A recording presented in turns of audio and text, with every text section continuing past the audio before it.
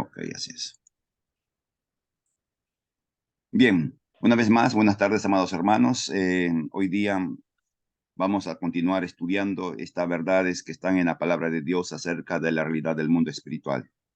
Como los que han seguido toda la secuencia, eh, no se ha tratado de los demonios, de lo que se llama conflicto espiritual, de cómo los demonios pueden tener acceso a creyentes. Es posible que un creyente tenga un problema espiritual con demonios y temas similares y, por cierto, de mucha amplitud, y siempre nos falta tiempo para tratar todos los temas que que tenemos que tratar ya. En alguna oportunidad estaremos estudiando ese tema que hemos mencionado, específicamente los demonios y su operación en la vida de la iglesia. Hay demonios poderosos que atacan a la iglesia y por temporadas. Hay quienes en mundo espiritual de maldad se centra en una iglesia local y busca afectarlo con diversidad de formas. A través de los años he visto yo como pastor iglesias divididas que han estado ayer muy bien y que pareciera como que de la noche a la mañana hay un cambio radical en el espíritu de la congregación y comienza un problema de división, un problema de conflictos, y que no, por más que uno trata de arreglarlo, hablo por experiencia, yo he hecho eso, por más que uno trate, habla con las partes, los confronta con el Señor, en fin, pero no. Entonces ya es un espíritu maligno que toma posesión, espíritu de falsa doctrina, espíritu de pecado sexual, en fin. Y eso ocurre, hermanos, cada cierta temporada en la IBE Callao, como en cualquier otra iglesia. Hay temporadas donde el enemigo nos ataca tan furiosamente. Y lo que hacemos, y es una oración constante: Señor, revela lo que no podemos ver. Y Dios revela lo que no podemos ver. De una u otra manera, vamos enterándonos, vamos conociendo las cosas que algunos hacen, y tenemos que actuar de la manera como Dios nos ha indicado. Entonces, en esta tarde vamos a ver el aspecto de la culpa. Satanás conoce el poder de la culpa. ¿Qué es la culpa? La culpa es ese sentimiento escondido, profundo, que nos limita, que nos esclaviza, de no haber hecho lo que debimos haber hecho, o la culpa por haber hecho algo que no debimos haber hecho. En la mañana, en el culto de la IBE Callao, hablábamos de eso, que vale intentar hacer todo lo que uno puede con los hijos para que cuando al final de los tiempos o cuando terminen nuestras vidas, digamos, si no logramos el éxito, lo intentamos. Que llegar al final de la vida sin haber hecho nada y decir, ¿por qué no lo hice? Y Satanás conoce ese sentimiento de culpa. Satanás conoce cómo puede atacar a nuestras emociones con el sentimiento de culpa. Una cosa clara: Satanás conoce todo lo malo que hemos hecho y todo el bien que no hemos hecho. Por ejemplo, yo tengo varias experiencias en ese sentido y algunas veces las he mencionado. Mi mamita, cuando estaba viva, siempre quería que viajara a Cajabamba a conocer a la familia, a los tíos, a los primos, y yo siempre tenía una excusa válida para no ir. Cuando mi mamita falleció, un día estaba ahí, ¿por qué no fui con ella? Y me sentía tan mal por un tiempo por no haber ido acompañado de mi mamita, la culpa. Entonces, la culpa, nuevamente, ¿qué cosa es? Ese sentimiento de no haber hecho, no haber hecho algo o de haber hecho algo. Entonces, el acusador, recuerden esto, no puede cambiar lo que ha pasado, pero sí puede hacernos ver la realidad de la manera que él quiere. Es decir, hay situaciones que ocurren no porque lo querramos, sino porque son circunstancias y son una serie de situaciones, y que nos sentimos culpables de lo que ha pasado. Esto es típico en las mamás, por ejemplo, cuando ven a sus hijos que no avanzan, que retroceden, que cometen errores, se sienten culpables de no haber criado bien a sus hijos. Yo considero, queridos hermanos, que la mayoría de mamás hacen un buen trabajo. que a veces no es reconocido por los hijos. Entonces, esa sensación de culpa es falsa, porque se hizo un buen trabajo y el hijo o los hijos o la hija sale mal, ya no es culpa de la mamá, o en este caso específico de la mamá. Pero Satanás sabe decir, es que no ha sido una buena madre. Me estoy dejando entender, ¿no? Entonces, ¿cómo lo hace? Cuando nosotros hacemos algo malo, por ejemplo, ¿cuál es nuestra tónica? ¿Cuál es el camino que hacemos? Sencillamente pedimos perdón a Dios. Cuando usted y yo le fallamos al Señor, lo que hacemos es decir, Padre, perdóname, he pecado contra ti, perdóname, por favor. Y Dios nos perdona, porque dice la Biblia que si confesamos nuestros pecados, Él es fiel y justo para perdonarnos de toda maldad. Sin embargo, el acusador conoce el poder del perdón, cómo da libertad. Entonces nos hace sentir culpables cuando no lo somos. Vamos a leer en Zacarías 3:1. Y miren, es interesante cómo está narrado en este pasaje bíblico. Lo vamos a leer, ¿ok? Me mostró al sumo sacerdote Josué, el cual estaba delante del ángel de Jehová, y Satanás estaba a su mano derecha para acusarlo. O sea, Satanás está allí para acusar. Y dijo Jehová a Satanás, Jehová te reprenda, oh Satanás, que ha escogido a Jerusalén te reprenda. ¿No es este un tizón arrebatado del fuego? Y Josué estaba vestido de vestiduras viles. ¿Qué pasaba? Josué estaba siendo acusado y Josué asumió que la acusación maligna era cierta. Y es por eso que él, siendo sacerdote, estaba vestido de vestiduras viles. Es decir, él no se consideraba digno de vestirse de vestiduras. Es por eso que el Señor nuevamente lo viste de vestiduras. La culpa es eso, el trabajo satánico para que aquellos que pecamos y pedimos perdón a Dios, no nos sintamos culpa después de haber pedido perdón. Voy a repetirlo. Satanás, ¿qué cosa quiere hacer? Después que pedimos perdón, hacernos sentir que Dios nos ha perdonado, que tenemos que confesar nuevamente el pecado, cuantas veces sean. Y eso es una ofensa a Dios. Porque Dios dice en 1 de Juan 1, 8, 9, que si confesamos, Él es fiel y justo para perdonarnos y para limpiarnos de toda maldad.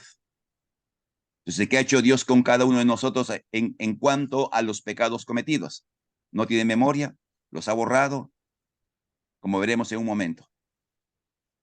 Entonces, es el trabajo de Satanás. ¿Y por qué nos hace sentir o despierta sentimientos de culpa? Porque quiere afectar nuestras emociones. Como afecta nuestra perspectiva del perdón de Dios, entonces automáticamente o de manera lateral se afectan las emociones. Como Dios no me ha perdonado, entonces soy culpable. Como Dios no me ha perdonado, en nuestra mente pensamos esto, nuestro corazón se siente entristecido, se siente indigno, se siente falso, etc. Recuerden, hay una relación entre mente y corazón. Lo que uno piensa es lo que uno va a sentir, no es al revés. Por eso, las emociones que hacen nos permiten enfrentarnos a las circunstancias de la vida cotidiana. Vamos a leer otro pasaje. Espero que esté bien. Mientras hacía esto, a veces me equivoco en la cita. Espero que esta vez no. En Nehemías capítulo 8.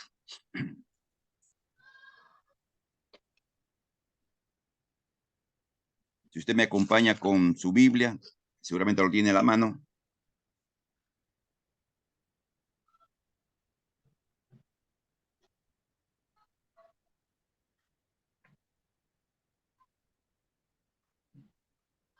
Esta historia es bien interesante. Esdras comienza a leer el libro de Dios, la ley. Y el pueblo, al escuchar la lectura de la ley de Dios, comenzaron a llorar. Comenzaron a llorar. Así, a llorar por culpa de todo lo que debieron haber hecho y no hicieron. de todos los pecados que habían cometido. Y Nehemías le dice al pueblo, no lloren, no lloren. No se entristezcan ni lloren, porque todo el pueblo lloraba oyendo las palabras de la ley. El sentido de culpa. Usted ha visto a los ladrones cuando los capturan, lloran. A alguien que lo están condenando por algo que ha hecho, lo están sentenciando, llora.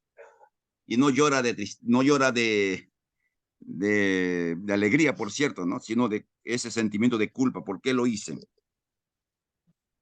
Y el versículo 10 dice, y vayan y coman grosuras, beban vino dulce y envíen porciones a los que no tienen nada preparado, porque día santo es, porque el gozo del Señor es nuestra fortaleza. ¿Qué había pasado?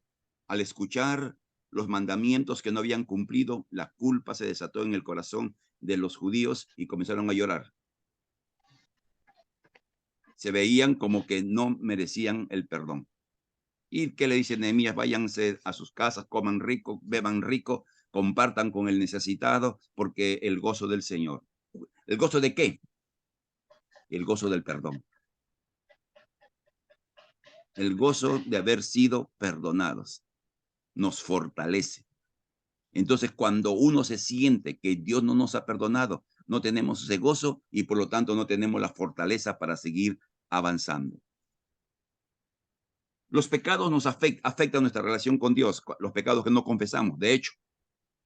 ¿No? Eso dice primera de Juan capítulo 1, los pecados causan una distancia entre nosotros y Dios. No es que Dios deja de ser Dios o nuestro Padre, Él sigue siendo Dios. Sencillamente se pierde la comunión y la intimidad con Dios. Pero la culpa nos aleja de Dios. Si como me siento culpable, no oro o no leo la Biblia porque he hecho algo malo. Cuando la culpa gobierna nuestra mente, es sencillamente eso. Nos alejamos de Dios. Muchas veces he preguntado esto. ¿Cuál creen ustedes que es el pecado más grave que puede cometer un miembro de la iglesia? O un servidor de la iglesia, o un pastor de la iglesia. ¿Cuál creen ustedes que es el pecado más grave que podamos cometer? A ver, rapidito, opiniones.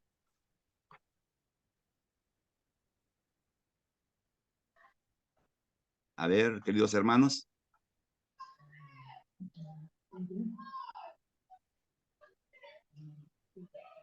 A ver sus opiniones. División. División. Pastor, división. Ya, división, sí es un pecado complicado. ¿Otra idea?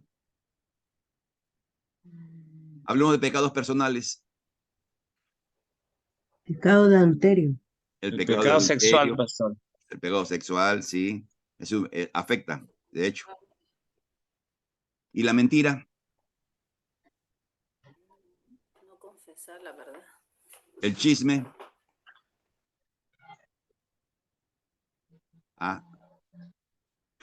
Todo lo malo. Todos los pecados son graves.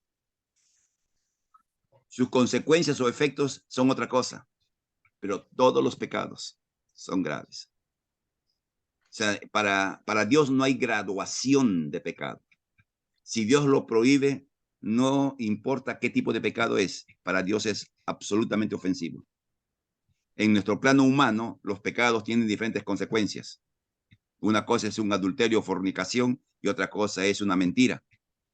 En cuanto a los efectos, en el plano natural, en el plano humano, pero en el plano, en la relación con Dios, todos tienen la misma connotación de gravedad. Entonces, cuando alguien peca un pecado que han mencionado ustedes, cualquiera de ellos, y pide perdón a Dios, ¿qué creen ustedes? ¿Dios perdona? El pecado más feo que uno pueda cometer, Dios los perdona. No nos libra de la culpa, por cierto, no nos libra de la consecuencia, eso es cierto. Pero sí, La consecuencia nos acompaña. No, si alguien comete un pecado sexual, una pareja de solteros, por ejemplo, piden perdón a Dios, Dios los perdona, pero van a tener que sufrir o pasar las consecuencias del pecado, que tienen que ver con algunas cosas laterales. Ahora, ¿qué dice Apocalipsis 12:10? Apocalipsis 12:10 dice que Satanás está en el trono de Dios, delante del trono de Dios, acusándonos día y noche. Entonces, para que Satanás pueda acusarnos, implica que conoce todo lo que hacemos o lo que no hacemos, como dijimos hace un momento. ¿Cómo lo conoce? A través de la red de información de todos los demonios que están por ahí dando vuelta en nuestras vidas. Así como hay ángeles que nos acompañan para que nuestro pie no tropiece en piedra, así también hay demonios que están anotando, tomando cuenta de todo aquello que nosotros hacemos. Interesante, ¿no? Satanás no se olvida de los pecados que hemos hecho, mientras Dios sí se olvida de todos los que hemos confesado. Y Satanás nos hace pensar de que Dios no nos ha perdonado, con ese sentimiento de culpa, como he mencionado.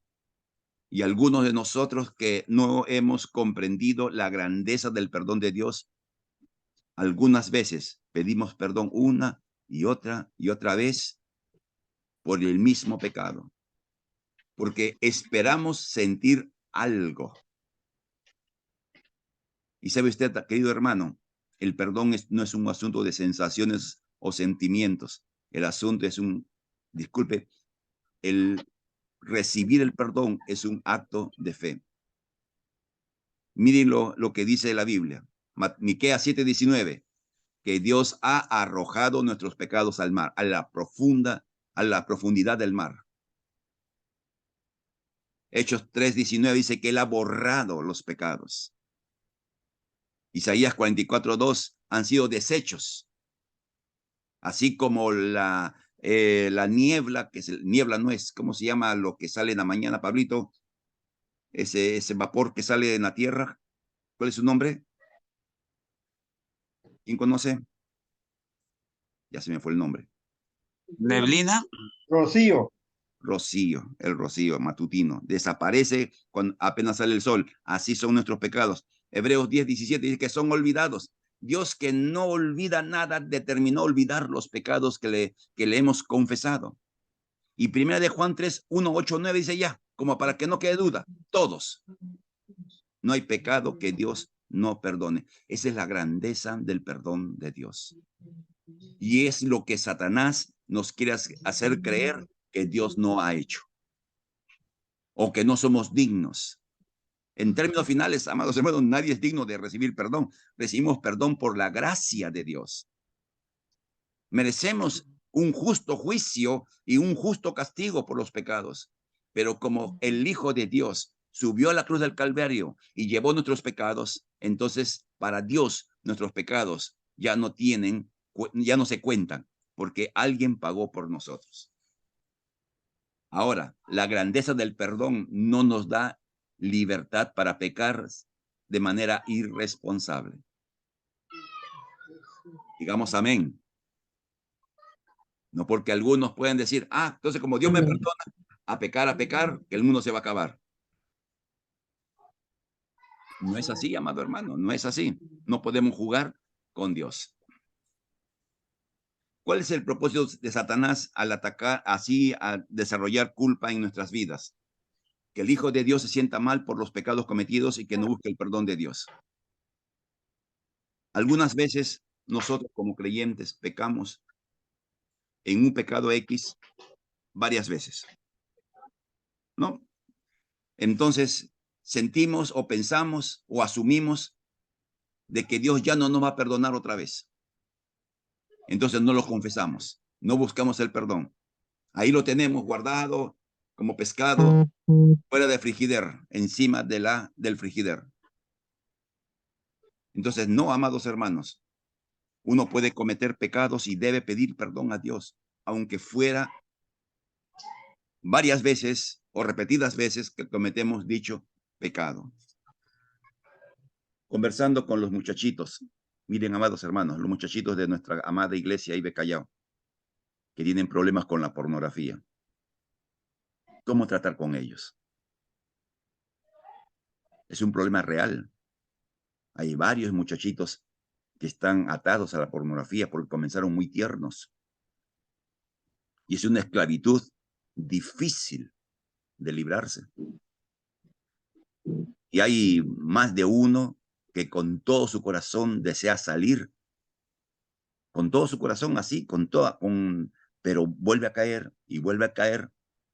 Y un día me dijo, pastor, yo creo que no merezco absolutamente nada de Dios porque siempre cometo lo mismo, siempre caigo. La gran pregunta es, ¿qué decimos? En primer lugar, no podemos justificar lo que hace. No hay justificativo. Es pecado, pecado, ni hablar. Pero ese pecado tan grave como la mentira, por ejemplo. Es tan grave como la mentira. Es tan grave como el chisme. Es tan grave como el resentimiento, como la amargura, como lo que hoy día hemos visto, la gritería. Es tan malo. ¿Qué se le debiera decir? Con los muchachitos que han abierto su corazón y han confiado al contarnos su realidad, que yo me imagino que de casi todos, ¿eh? Yo tengo la imaginación desde casi todos los chicos solteros, ya que están jóvenes o adolescentes, casi de todos. Algunos son valientes, quieren ayudar a otros, se callan y como quien dice, conmigo no es el asunto. Yo le digo a los muchachos, y escuchen los pastores y los servidores, porque de repente alguien se puede acercar y preguntarles, ¿qué hago? ¿Qué hago? Estoy batallando y no puedo salir, no puedo, ¿qué hago? Es una pregunta que yo estuve buscando también una respuesta. ¿Qué se hace?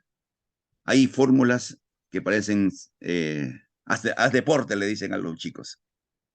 Pero lo que somos hombres, sabemos muy bien que el deporte no lo hace. No lo hace. Los que somos casados podemos venir recontra cansados del trabajo, pero el deseo sexual no se acaba porque uno está cansado. Son cosas reales, amados hermanos. Entonces, buscando una respuesta, Dios puso en mi corazón un pensamiento, decirle a los muchachos que cuenten sus victorias y no sus derrotas. Conversé con uno la semana pasada, creo, o antepasada. Dice, pastor, sigo mal. Y le pregunté, ¿cuántas veces has fallado esta semana? De 7 días, 4. Entonces, 3 lograste. No hacer nada, no ver nada. Sí, pastor, 3 días no miré. Entonces, ¿dónde debe estar el enfoque?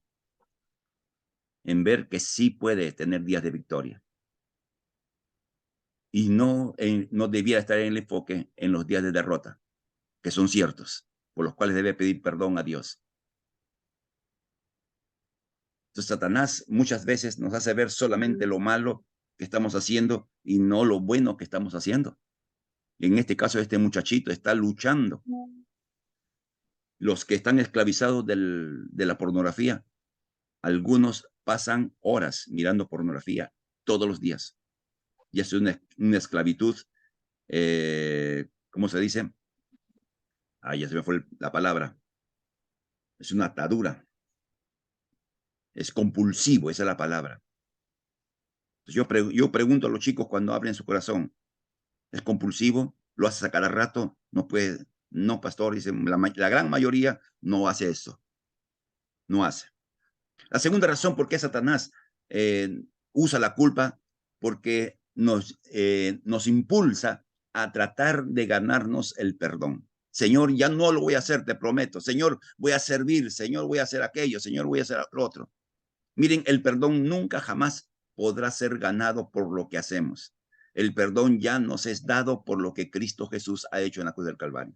Nada de lo que uno haga se hace meritorio del perdón de Dios. Nada que hagamos, porque el perdón es un acto de gracia de parte del Señor. Y debemos dar gracias a Dios por ello. Y con todo esto, queridos hermanos, el hacernos sentir mal por lo que hemos hecho o no hemos hecho, el querer tratar de ganarnos el perdón de Dios, nos lleva a que el creyente se aleje de Dios y de la iglesia. Una de las razones más comunes por qué la gente se aleja de la iglesia es porque sigue fallando y asume de que no es verdaderamente hijo de Dios o que no puede vivir la vida cristiana. De ahí esa expresión tan común, ¿no? Ser cristiano es difícil. en cierta medida. Terminemos en esta tarde cuál es la defensa frente a la culpa que Satanás pone en la mente y en el corazón de los hijos de Dios. La Biblia dice en Hebreos 7:25 que nuestro Señor Jesucristo es nuestro intercesor. Está a la isla de Padre rogando por nosotros, intercediendo por nosotros. Él es nuestro abogado defensor. Él es quien está de nuestra parte. Él conoce nuestras debilidades. Él conoce nuestros fracasos. Él conoce por qué caemos y cuántas veces caemos. Él conoce también las intenciones buenas que tenemos y que estamos luchando contra algunos pecados que de repente no son un poco comunes en nuestra vida cotidiana. El Hijo de Dios está a nuestro favor. Y para Jesús el asunto no es un asunto como de balance. Hemos cometido 10 pecados, pero hemos hecho 12 cosas buenas, sale ganando. No, no, así no funciona el reino de Dios. El reino de Dios funciona en base de la gracia. Así uno haga 1000 cosas buenas y comete un pecado, las 1000 cosas no borran el pecado. Es la gracia de Dios. ¿Tenemos que servir? Sí, pero no para ganarnos el perdón. Tenemos que servir por gratitud a Dios. Amén. Pero a la vez nos lleva a nosotros tomar una decisión. Batallar contra el pecado. En Hebreos, les voy a leer, pueden anotar, por favor, no les han anotado allí. En Hebreos capítulo 12, abran sus Biblias.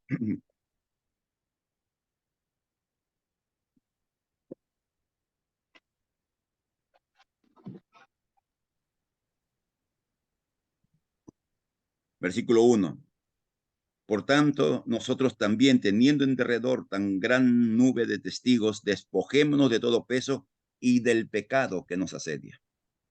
Despojémonos de todo peso y del pecado que nos asedia. Nuestra batalla es correr para adelante. Si fracasamos y pecamos, pedir perdón, pero seguir luchando, no rendirnos por un fracaso. La Biblia dice 7 veces cae el justo y se levanta.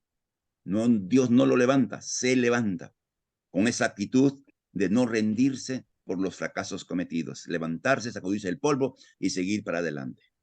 El ejemplo de Pedro que negó al Señor Jesús es un ejemplo clásico de cómo Jesús está interesado en que sigamos amándole a pesar de todos nuestros errores. Amén, amados hermanos. Amén. Amén, pastor. Ok.